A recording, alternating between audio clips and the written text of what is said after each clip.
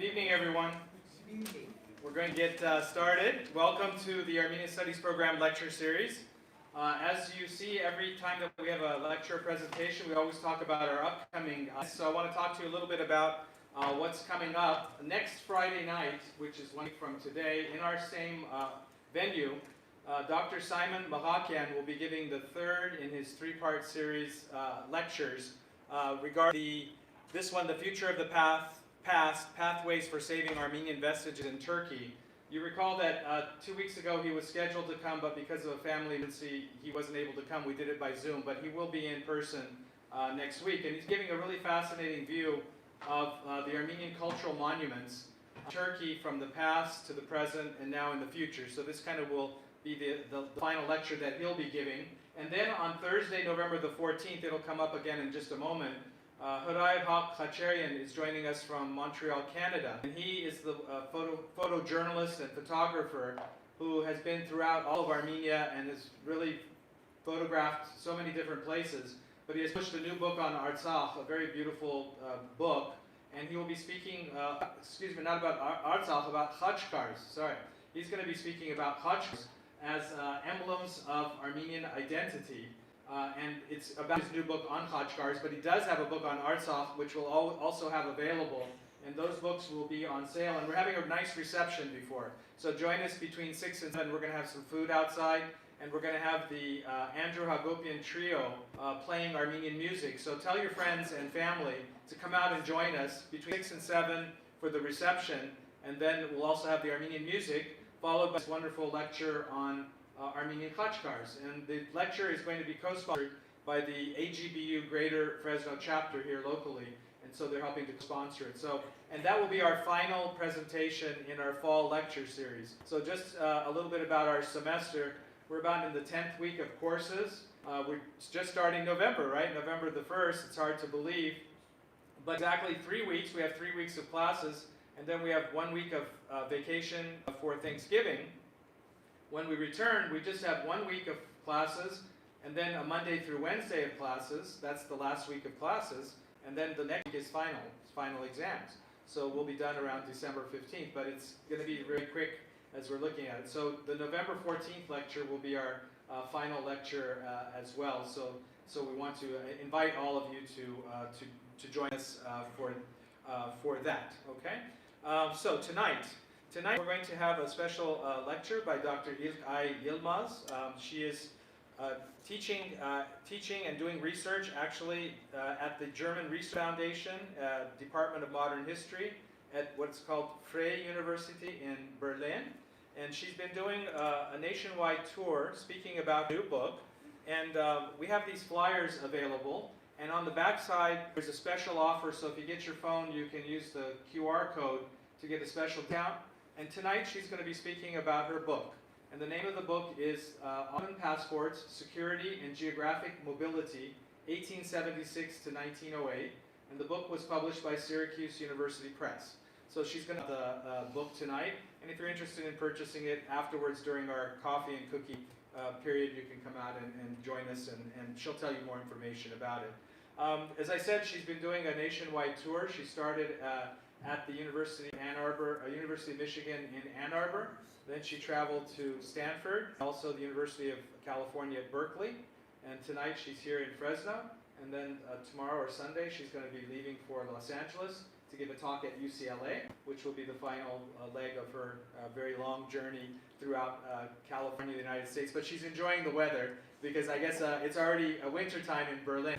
And actually, one of my friends sent me a Facebook. It's already snowing in Minnesota. Can you imagine? So here we are. Well, it's November, right? But you don't expect it to be snowing so much.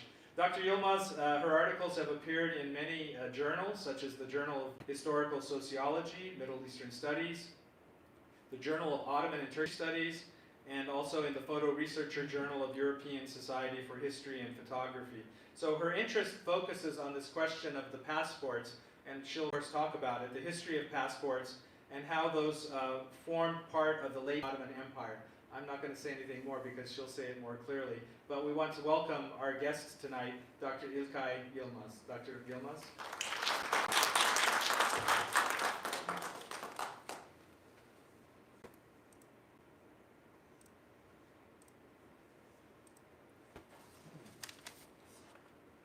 Thank you.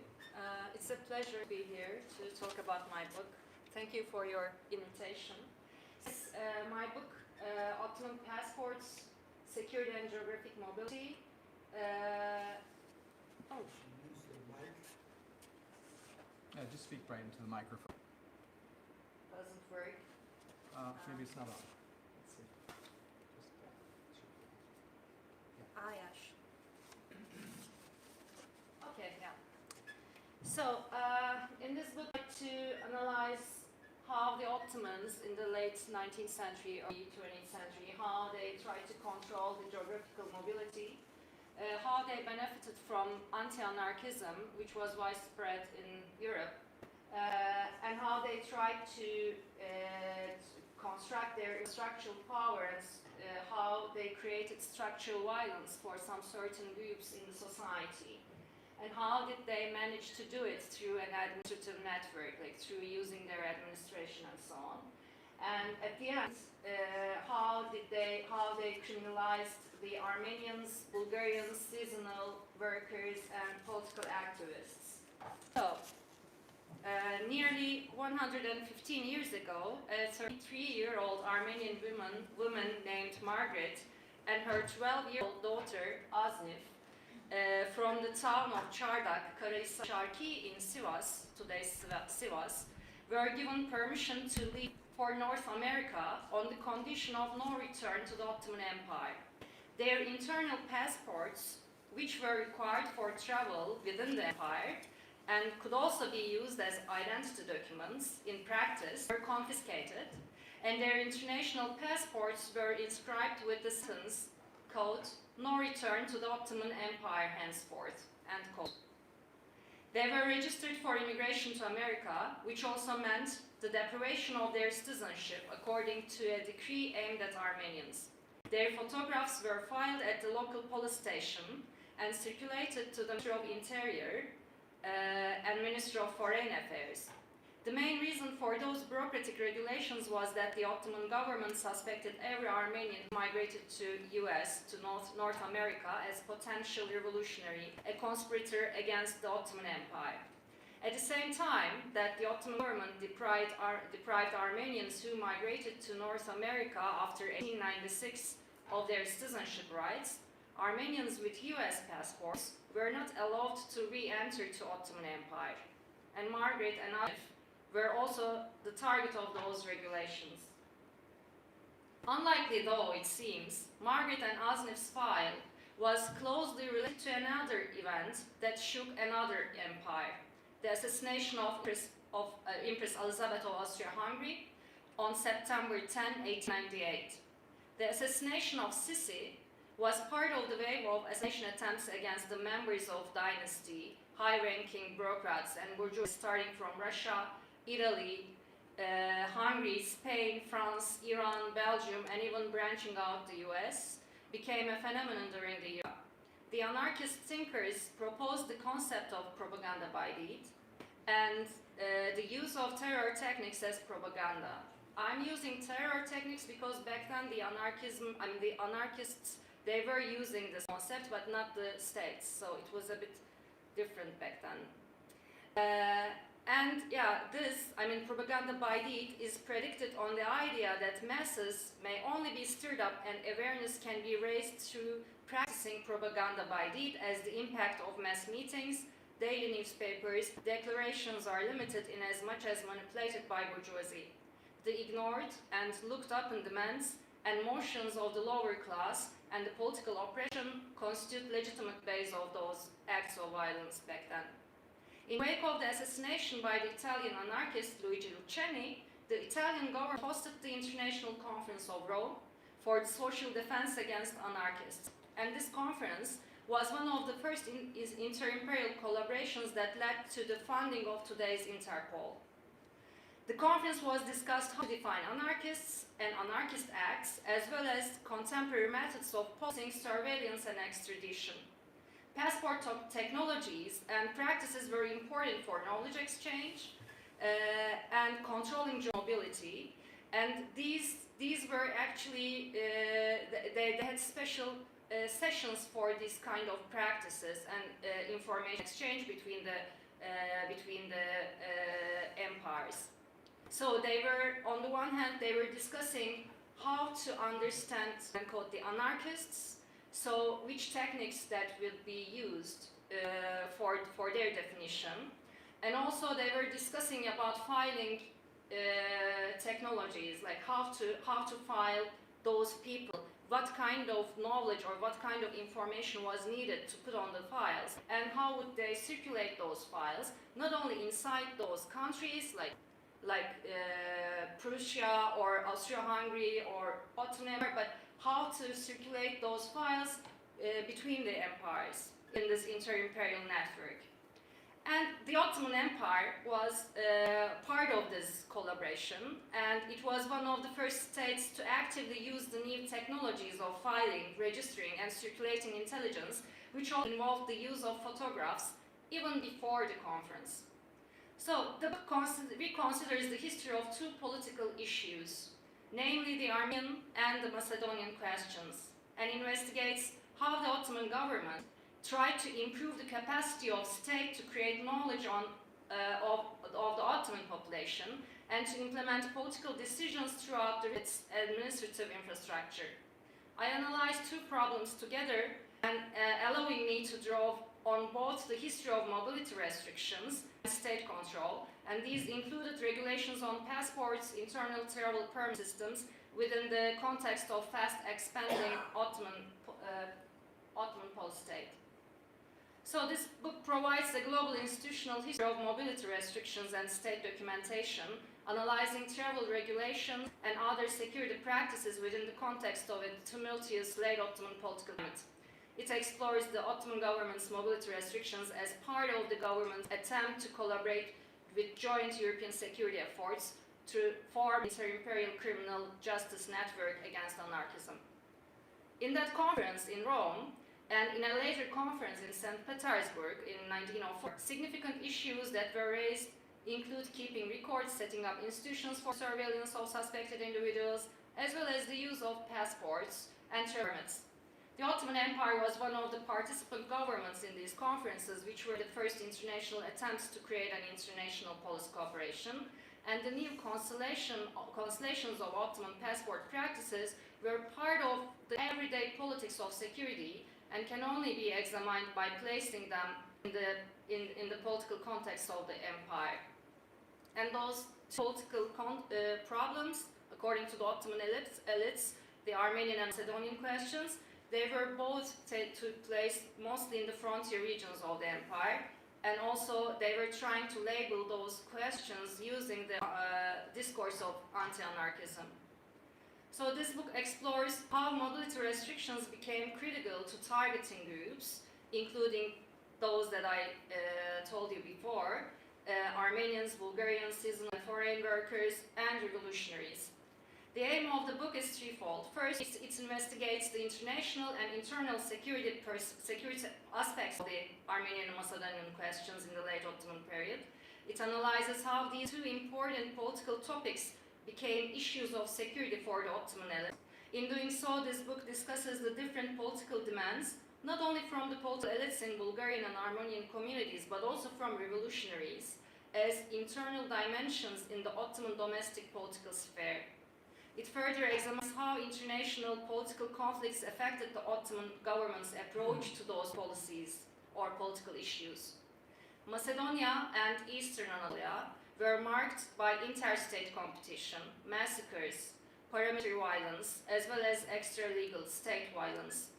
Instead of analyzing these two regions with regional exceptionalism, I try to examine these frontier regions as part of the debates on state formation and addresses mobility calls in these regions in the discussions of control over territory and people. Second, it explores the violent tactics of revolutionaries and anarchists, as well as the international police collaboration that mostly rose against such violence. So these acts became potent propaganda tools, and the Ottoman government responded with force, drawing on old and new security concepts to legitimize its newly oppressive tactics. The Ottoman government also joined in an international security collaboration against anarchism, as it sought to crack down on the overlapping categories of working class foreigners, Armenians and Bulgarians. Third, the book takes up the official discourse surrounding mobility restrictions. They were mostly using, when you look at the Ottoman files, they were mostly using three concepts together. Fesat, the conspirator or mischief, serseri, the vagrant, and anarchist. And these concepts, as well as how they played out in practice, comparing both to those being enacted in rival empires across Europe. In this way, the book situates the Ottomans within the global debates on migration, control over geographical mobility, and police collaboration in the late 19th century. Amidst the radical movements that opposed the period of Sultan Abdülhamit II, questions of mobility haunted Ottoman elites who searched for new security tools to exert state control. In here, the book not only refers to mobility, not only refers to migration, but refers to all kinds of mobility, all kinds of travels, actually. Whether voluntary travel or forced migration or forced displacement. So the government grew more and more suspicious of particular classes of Bulgarians and Armenians, and particularly those who were seasonal and trans-imperial workers. These and other imperial subjects were deemed threats as potential revolutionaries and members of secret societies, even if they were not. And in this way, the government got suspicions about especially the Armenian poor and Bulgarian poor, who might join to the revolutionary circles, end quote. So this book investigates the Ottoman methods of control during this period and asks three main questions. So, what was the political context that shaped the Ottoman security policies on geographical mobility? Which discursive traditions drove on to define suspects, and how did they craft discourses to cast these groups as serious threats? Moreover, which mobility restrictions were enacted, and how did these measures play out in practice? To answer these questions, this book investigates not a specific region, but a certain set of practices, and this work further draws on critical security studies and critical theories of power and historical sociology. So this book has two main arguments. First, the regime's attempts at controlling mobility were directly connected to the legitimacy crisis of central government, rising radical opposition, the increasing use of violence, and the loss of territories during the high age of imperialism. Second, the mobility restrictions provide a useful indicator of the regime's power and a means for tracing long-term changes in the Ottoman administrative practices. So during the late 19th century, the Ottoman government came under the influence of its imperial rivals, mainly the European great powers, and the Ottoman government started to conceptualize its own internal questions with reference to European and Russian colonial expansion, especially after the Treaty of Berlin. It targeted internal threats to the regime with the new security policies that created new categories of suspects. But the problem was, the governing elites, they were not trying to solve their own problems with their internal dynamics. So this process also produced a new regime of internal passports and aimed at controlling the state's newly defined internal threats. Sovereignty, modern power, security created new versions of marginalities and criminalization of certain groups, and helped the state to define new classes of subjects. And these marginalities were usually attached to an ethnic and sometimes or class identity, which can be traced in Ottoman passport practices. Challenges to that sovereignty gave rise to new attempts to restrict mobility.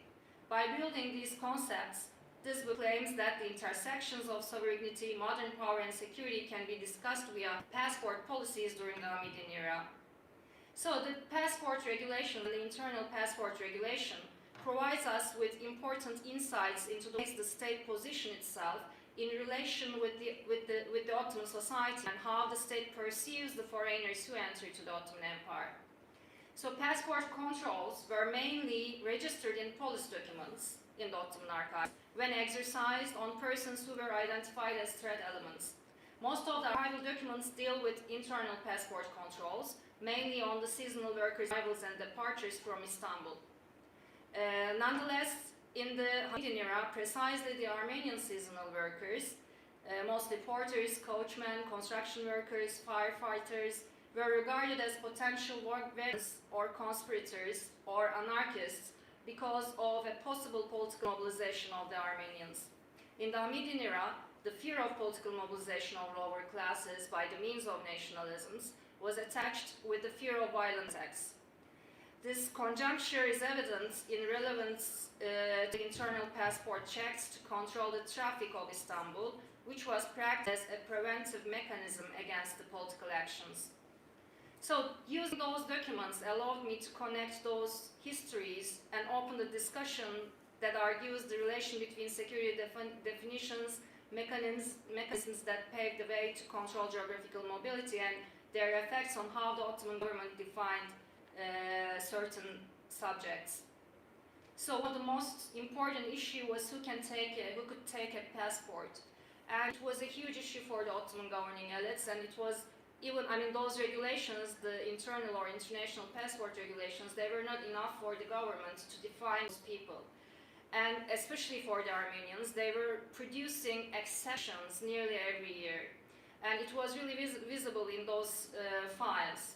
So the general pattern, another thing, was the pattern in internal passports controls was the restrictions of the travels to capital city, Istanbul. Considering the fear of a potential rebellion was central to the threat perception of the political elites. So it was nearly like a paranoia when you start to read the archival documents. So thus the control on arrivals and departures to and from Istanbul was one of the most significant questions in the archival documents, especially after the political actions like Kumkapı demonstration, Babali demonstration, Ottoman bank takeover, or Thessaloniki assassinations. So the controls in the ports on people heading to Istanbul seems important. One of the significant issues for the government was that all the passengers without internal passports must be arrested and treated according to the internal passport code. So in September 1894, many people, mostly porters and day laborers, came to Trabzon. Trabzon was the biggest port city in the Black Sea region, southern Black Sea region, and they were heading to Istanbul. Since there was a high possibility that some of them were Armenians, according to the Ottoman political elites, the central authorities ordered to prevent even their arrival to Trabzon, and that they should have been sent back to their homes. But the thing is, actually, that year was marked with a very big famine. So people were trying to find their way to survive from the famine. And another document about this case mentions that most of them had internal passports or ID cards to travel, so they were regarded as suspects. And if there had been, and the thing is, because they had no orderly travel documents, their entrance could not be allowed to travel, and if some of them managed to arrive in Istanbul, immediately they had to get deported to their homes. If there had been passengers without orderly documents, orderly travel documents, or vagrants in the ferries coming from Trabzon, their departure port staff would have been investigated. All the local administrations and ports through the Black Sea coast were acknowledged about this issue by telegrams and were advised to send these kind of people back to their homes or to Trabzon. So the decree about not to issue internal passports to suspects and seditious people was one of the central measures to eliminate the entrances to Istanbul from the other ports of Ottoman Empire by vagrants in late 1896. In 1888, the Ottoman government banned immigration to US. The US government announced that it had little use for more labor migration, and the Ottoman government's decision to prevent those wishing to go to America was communicated to the provinces on March 21, 1888. At this time, a group of 70 Armenians from Harput had come to Istanbul with the aim of finding factory work in US. But their migration was prevented. They were returned to their homelands at the government's cost. The related document stated that after this point, passports would not be issued to those with questionable, seditious aims wishing to go to the US or another country to find work. The notification from the US that it no longer needs labor was not based on the perception of a political threat, actually. It was mostly an economic decision. It was a decision about the economics. The Ottoman state elites operated based on primarily on their own security concerns, and saw geographical mobility tied to labor migration as related to the revolutionary Armenians' illegitimate political aims in the US. So the Armenians continued to travel to North America, though mainly via smuggling networks, and the Ottoman government tried to continue surveillance of suspicious Armenians simply because of the possibility of performing routine controls over every Armenian aiming to travel on foreign ships. Another factor in prohibiting immigration to the United States was the bilateral agreement between that country and the Ottoman Empire, which, in an English version, granted impunity to American citizens from arrest and Ottoman jurisdiction. Because the Ottoman government's main concern here was the possibility of a conspiracy by revolutionary Armenian Americans who could travel back to the Ottoman Empire, the prohibition remained in place until 1896. So according to the Ottoman nationality law, only the central authorities can dispense the permission to expatriate and order the banishment or expulsion of those who expatriate without permission. So the Ottoman Armenians gained US citizenship without permission from the Ottoman government, were still Ottoman citizens under this law. And the Ottoman Empire claimed jurisdiction rights over them. On the advice of Minister of Police, back then it was Hüseyin Nazım Pasha, the Prime Minister decided to use this law and the passport regulations, and Armenians who left for the United States without having their documents in order were labeled as fugitives in the Ottoman legal framework. Even if these Armenians returned to the Ottoman Empire with orderly US passports, their entry would be strictly prohibited, and if they somehow entered anyway, they were considered fugitives. Moreover, if they traveled to the Ottoman Empire by ship, they were to be deported back to the US on the very same ship. The Ottoman government made another administrative regulation that added further complexity to the passport practices toward Armenian immigrants. Gaining US citizenship would deprive them of their property and inheritance rights in the Ottoman Empire. If Armenians wished to retain their rights, they would have to expatriate from the US and reclaim their status as Ottoman citizens. In 1896, the Ottoman government issued a letter of undertaking, a tahayyüt senedi, for Armenians who wanted to immigrate to US. The Armenians who signed a document declared that they would, quote, never return to the Ottoman Empire, end quote, and filed 2 photographs with the document. In return, they were issued a travel document, usually an internal passport, not an Ottoman international passport. After the Armenian massacres of 1894-96, many Armenians applied to leave the empire for the US. However, even if they had all the documents required, the passport officers in Harput asked them, quote, if they rebelled against the Ottoman Empire, end quote. And this question itself was enough to frighten the applicants. In addition to other documents, immigrating Armenians were also responsible for providing photographs, but the standards of these photographs were not regulated.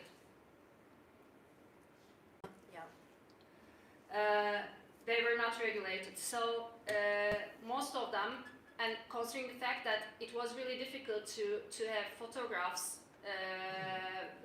in a very short time, they were their family photographs to give to the police stations or the port commissions. So most of the ones in the Ottoman archives are like family portraits of the time. Considering the limited number of photographers with equipment, obtaining photographs was not always easy. This was the case in Harput, the place from which many Armenians migrated to North America.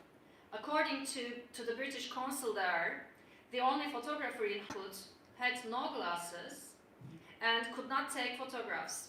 This problem was solved with the involvement of the British consulate. They waited for the glasses from London, but it took nearly like 5-6 months. The filing of those photographs was a new administrative procedure for the Ottoman bureaucracy. According to a later Minister of Internal Affairs decision, two copies of each photograph, which was too many, with the payment for more than 2 photographs made from the ministry's budget, were supposed to be taken and held by the port commissions. Some administrative centers had freelance photographers, and in some police stations, officers were trained to take photographs. Those photographs were supposed to be circulated to different Ottoman ports and police stations. If the photograph arrived at the port commission in time, Armenians who migrated to leave for US, for North America, had to stay at the port under surveillance until the photos were delivered. This requirement created another form of victimization. In 1906, a group of 12 Armenian women and children had to wait more than 6 weeks in the port until their photographs were delivered to the commission. Although the governor of Trabzon and the British consul tried to solve this issue, however, the regulation was strictly adhered to without any exception. The restrictions on Armenian mobility were aimed not only at those seeking to immigrate to North America. For instance, another group of Armenians who had been in Cluj, in Romania, today's Romania, for a number of years, and who wished to return to their homelands without passing through Istanbul, were refused passports on the grounds of a ban on the Armenians. Because of a general pardon of Armenians after the Memorandum of 1895 by the Great Powers, the Ottoman government decided that visas would not be granted to returnees who were declared to be anarchists and seditious, whereas the entry of all others was to be facilitated. To prevent the return of Armenians who had left the Ottoman Empire for foreign countries under instructions never to return, their identities, Tezkere-i Osmanis, were seized, and a note was added about this to their passports. The authority to do so rested with provinces and port commissions who were obliged to share the information with the Population Registration Office. The internal passports of immigrating Armenians were inscribed, quote, henceforth return to the Ottoman Empire, end quote. The port commission was to keep a file on such individuals, as was the Armenian Patriarchate in Istanbul. Armenians who left the country with orderly documents and who wished to return would not be granted passports. Meanwhile, the right to obtain passports was withdrawn from Armenians who had gone without registering or through illegal means, as exiles or fugitives, as I said before, even though they were Ottoman citizens. The denial of passports to Armenians who wish to travel to Iran also points to how the empire determined where certain of its subjects could and could not go. The phrasing of notations in formal documents ensured clear communication between offices. Although notations in such documents also used phrases not found in any regulation. And the transformation of each of these documents into a source of intelligence rendered apparent to administrative network. The notations on passports stated such things as henceforth not to return to the Ottoman Empire. In some instances, red ink was used by bureaucrats, which meant the holder of the passport was a suspect. In some cases, they were putting F, the first letter of Fesat, the seditious or conspirator, on the passports. So codes were used to indicate the holder was considered seditious. These unusual administrative acts were formed within the security policies of the Ottoman government. Practices related to documents took shape in terms of the perceptions of threats, and alongside the administrative network, they served to spread symbolic ones within the society. So, during and after the massacres of the mid-1890s, numerous Armenians left the country for Europe and Russia, and were prohibited from returning.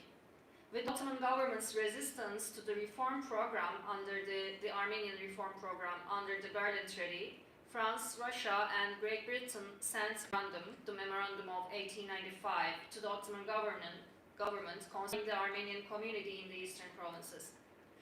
On October 20, 1895, the Ottoman government responded by saying it would reform regime. Responding to international pressure, Sultan Abdülhamit II declared an amnesty and that permitted Armenians to return between December 9 and 19, 1896. So only for 10 days, but it was quite short. On 20 December 1896, just one day after the end of the amnesty, 25 Armenians came with a Georgian ferry, but the police did not let them land. It was obvious that they got their travel documents before the deadline, and they were informed that, as soon as they were informed about the amnesty. In the result of the police investigation, the commission, which was responsible to control and investigate the Armenians with the intention to immigrate, declared that these Armenians were not suspects, and they had the orderly travel documents by 9 December. It was decided by the police authorities to release these people for good behavior by the condition of having a guarantor, end quote. The information based on the intelligence services about lots of Armenians coming by Georgian ferries and the presence of conspirator amongst them caused the decision for preventing all these people landing. Against the ferry company's attempt to land them, the state authorities ordered to Varna and Constanta consulates not to give internal and international passports, which could be used by those Armenians who were not allowed to enter the Ottoman Empire. So they were coming to Empire afterwards. They were trying to come to Istanbul from Odessa, Varna, Marseille, etc. So the sea, both the Black Sea and Mediterranean, was full of ships. What to do about these people? What and who would continue to come? I mean, they would continue to come. So it was the question from the police ministry to the interior affairs and also to the prime minister. So it was very interesting that the police administration had the intelligence before they came to Empire, even if they did not have the registered documents. So the prediction police minister Hüseyin Nazım Pasha was true, because he was saying that people would continue to come, and yes, they were trying to come. And one day after his correspondence, there were 4 more ships full of Armenian passengers, and again, they were not allowed to land. So there were lots of intelligence reports about the Armenians coming with ships, and the Minister of Foreign Affairs mentioned to the Ministers of Police and Interior Affairs that the officers should identify the exceptions, who were not members of revolutionary committees and were not actively participating in the rebellions, and them to benefit from the amnesty. So, while reading those documents, you also understand the mindset or the mentality of the Ottoman bureaucrats. According to them, the Armenian community or the members of this community, automatically the revolutionaries or they were automatically seditious. Only the exceptions were, quote unquote, like normal, orderly. And it was unfortunately it was all over the Ottoman archives during the 90s and 80s. So considering the European consulate's objections about the Armenian policy of the Ottoman Empire, Foreign Affairs advised an extension of the deadline of this amnesty, and finally they extended it for 70 more days. And procedure about passengers was clarified. The passengers would be kept under custody, and the unsuspect ones from Istanbul would be released with a surety, with a guarantor, which was going to be registered in the Armenian Patriarchate. The Armenian passengers from other places would be sent back to their villages. The criminals would be punished. The number of Armenians was so high that a special commission was founded for their political investigation of their political belonging. Of course, it was quite problematic for the people who were waiting. Another practice in the ports was about to prevent the arrivals of the unwanted foreigners. Migrant European workers also came to be considered as political suspects and thus become subjected to similar practices. The Ottoman Empire implemented new security techniques against anarchists and socialists precisely after the Rome Conference. The main aim was to prevent the entrance of anarchists, and to this end, new control methods were applied. Foreigners whose intention was to enter to the Ottoman land had to use internal passports with a declaration from their consulates. If these foreigners seemed to have suspicious behaviors or revolutionaries like anarchists, admission must have been denied. One of the practices of the era was to take photographs of the anarchists and deport them. Foreign workers, especially the Italians, were subjected to this kind of practices. Some of Italian workers' passports were not stamped with visas since their deportation was described as problematic. In addition to that, worker and Italians' passports and other documents were ordered not to be issued or stamped. This can be read as the proof of the fact that the government sees lower classes as potential threats. Certainly both archival documents were about Italians because of the Italian central role in the events of propaganda by deed. After the assassination against the Empress of Austria-Hungary, Elizabeth, lots of European countries deport Italians. Ottoman Empire ordered to take measures not to let the Italian anarchists who were deported from European countries to enter.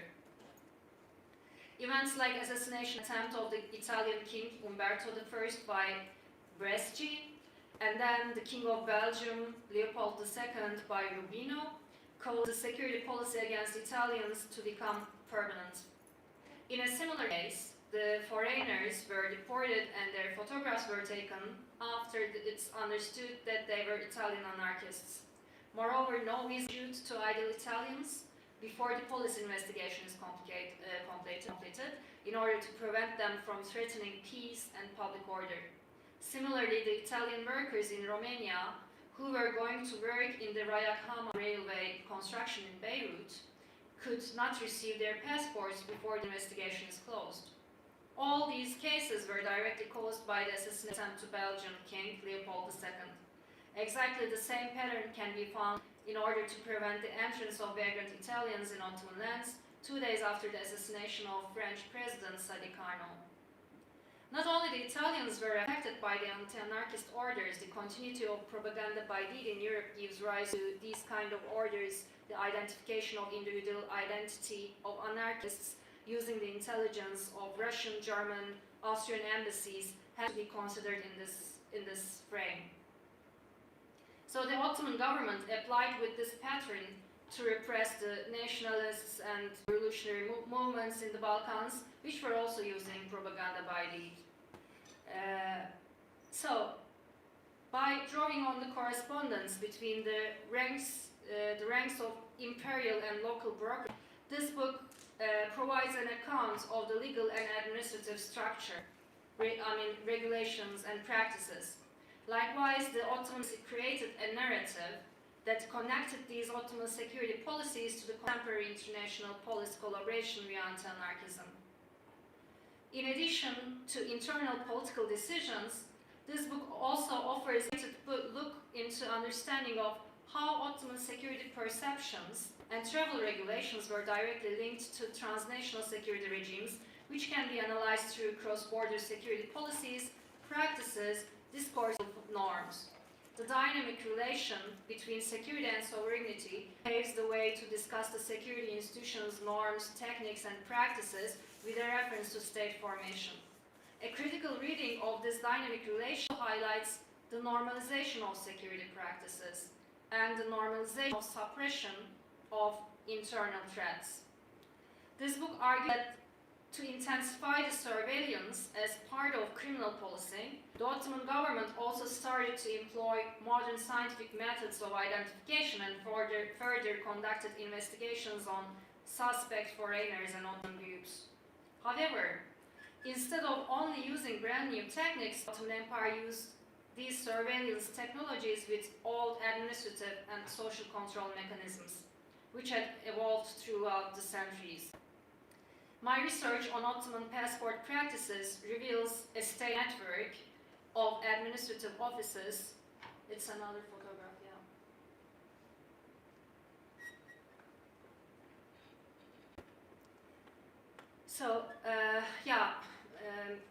This research reveals a state network of administrative offices, correspondences between these offices, both high-level bureaucrats, including and lower-level public officials, registers and personal identity documents, international passports, internal passports, photographs in administrative files, and identity documents. Not only the positions in high politics or law, but also everyday administration or everyday administrative decisions and regulations in daily life and basic paperwork created a network that hung like a black cloud over the heads of the label. This administrative network consisted not only of administrative structure as offices, but of bureaucrats, bureaucratic correspondence, office documents, photographs, traditional social mechanisms and their actors. These labels were also created on the ground of securitization of political issues and used through the administrative network. Decisions taken in relation to security both rendered politics a technical matter and increased intervention in daily life. The administrative network emerged as a pattern, a mentality, whose form can be traced in laws, regulations, council of state decisions, and the like. This also reveals how implementation extended from the very top of the bureaucracy to its lowest levels, and how spatial and temporal differences, contradictions, functioned within this network. So the monitoring and control practices established by introducing regulations on passports and internal passports indicate how the Ottoman Empire broadened its scope of governance. The book provides an analysis of Ottoman passports in the Global Institute of State Documentation, and this approach makes it possible to place Ottoman passports within the global history, and also opens a window to argue that considering passport policies as an example of state administrative practices at the level of politics of security can illuminate the politics towards defined suspect groups. The legal framework opens a legal space of exceptions that were mostly regulated not by laws but by regulations and instructions during this time. It is also evident that there is a similar perspective towards vagrancy, anarchism, and seasonal workers in Prussia, Germany, France, and Austria-Hungary. Therefore, in the text, there was a connection and overlap between those concepts, vagrant, anarchist, and fasad, which was an Islamic concept actually in the discourse of the Ottoman bureaucracy. So this book explores the ways in which the threat perceptions shaped the security discourses of the political center. There is no doubt that state elites of this period saw the survival of the state as being under threat. This perception of danger also affected the language used in state correspondence from the upper levels of government down to minor civil servants. The historical framework set out in the book demonstrates the historical and spatial stage established by this discourse. And such questions as who used this discourse and how it was used and in which positions helps in understanding the actors who took part in the discourse constructed along the axis of danger or threat, and in comprehending the mentality with which it was constituted. Thus, when attempting to understand the roles of those who use the discourse of danger and how they position themselves, we must also seek to understand the place of groups constructed as the objects of discourse within the state perception of threat and its security mentality. So this book also discusses the discourse of the center and the ways in which the state and read the relations between fundamental actors. Analyzing the state's mentality through the discourse of the people, of the bureaucrats who represented its institutions, reveals how certain meetings and representational forms in the institutional political field dominated over others, how the state made use of the discursive field in question to achieve its security aims. In light of the fact that the discursive reflection of the state's mentality was built on an accumulation of knowledge, a key institution we must ask is how state classified and interpreted the information it held. One question of the undeniable importance is whether through the discourse that the state constructed, there existed a connection between the critical events of the era and the administrative political changes that took shape these months. So these new articulations of vagrant and facade made a discursive link to pejorative understandings of anarchism and anarchist official discourse. And the security discourse also reveals the concept of social order and pan-Islamic discourse that the Hamidian regime cemented to obtain legitimacy in the domestic and international spheres. It also refers to the security ideology, which dwells on the intention of unifying the empire against its internal and external enemies. The aim of the book consists of examining the relation between these emergent threat perceptions of the political center by using discourse analysis and the new regulations on geographical mobilization. These discursive tubes paved the way for the process of labeling through administrative practices. Labeling individuals, the administration deemed suspect. Considering the fact that these concepts had also legal meanings in the Ottoman Criminal Law and Vagrancy Act and passport codes, their use in administration manifests how the state defined who remained inside and outside its definition of citizenship. With the concurrent use of Ottoman archival sources, Ottoman Passports seeks answers to these questions by focusing on the systemic attempts on regulating the geographical mobility, which played a key role in facilitating security policies and also criminalization of some certain groups. Thank you.